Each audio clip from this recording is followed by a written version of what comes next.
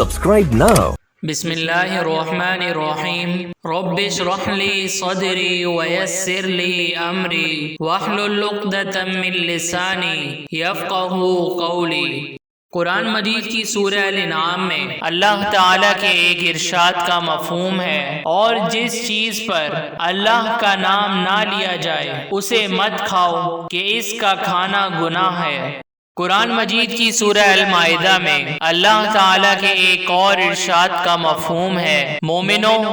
جو پاکیزہ چیزیں اللہ نے تمہارے لیے حلال کی ہیں ان کو حرام نہ کرو، اور حد سے نہ بڑھو کہ اللہ حد سے بڑھنے والوں کو دوست نہیں رکھتا۔ قرآن مجید کی سورہ المائدہ میں اللہ تعالیٰ کے ایک اور ارشاد کا مفہوم ہے، اے ایمان والوں، شراب اور جوا اور بت اور پاسے یہ سب ناپاک کام اعمال شیطان سے ہیں، سو ان سے بچتے رہنا تاکہ نجات پاؤ۔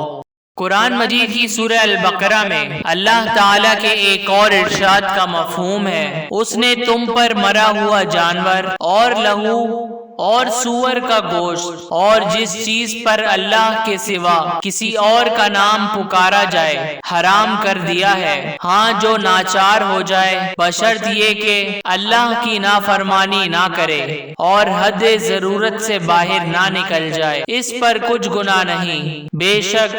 اللہ بخشنے والا اور رحم کرنے والا ہے۔ نیکی کی باتیں دوسروں تک پہنچا کر اپنا دینی فریضہ ادا کریں، اور ہماری حوصلہ افزائی کے لیے ہمارے چینل کو ضرور سبسکرائب کریں۔